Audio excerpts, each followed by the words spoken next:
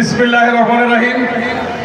আজকের এই 47তম জাতীয়তাবাদী যুব দলের প্রতিষ্ঠা বার্ষিকীর আয়োজনের সম্মানিত সভাপতি ছোট ভাই আবু শাহিন রেজা, আরও উপস্থিত আছে আমাদের মাঝে প্রধান অতিথি উপস্থিত থাকার কথা ছিল আমাদের উল্লাপাড়ার রূপকার এম আকবর আলী সাহেবের। উনি ঢাকায় বিশেষ কাজ থাকার কারণে উনি আসতে পারেনি বলে আপনাদের প্রতি দুঃখ প্রকাশ করেছেন। আরও উপস্থিত আছেন আমাদের উল্লাপাড়া সাবেক মেয়র, উল্লাপাড়া পৌর বিএনপির সাবেক সভাপতি জনাব বেলাল হোসেন বেলাল ভাই। আরও উপস্থিত আছেন উল্লাপাড়া উপজেলা সিনিয়র যুগ্ম আহ্বায়ক জনাব ফেলাল সরকার।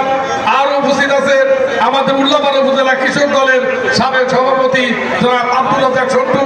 আরও উপস্থিত আছেন আমাদের যুব দলের ভাই এবং বিএনপি ছাত্রদল স্বেচ্ছাসেবক দলের সভাপতি। আসসালামু আলাইকুম। বিশেষ বার্তা হলো আগামী ফেব্রুয়ারি মাসে ইনশাল্লাহ জাতীয় সংসদ নির্বাচন। আমাদের প্রার্থী এম আকবর আলী, আমরা এর যদি গুণগান গাইতে হলে অনেক সময় দরকার। সেই হিসাবে এম আকবর আলী সাহেবের উন্নয়নমূলক এবং উল্লাপাড়া কি কি করতে তার একটা বই আছে। আমি যুব দলের ভাইদের দৃষ্টি আকর্ষণ করছি, উনি বক্তব্য শুনেছি। এই বক্তব্য না, আপনারা যুব দল এবং যুবক, আপনাদের রক্ত টকবক।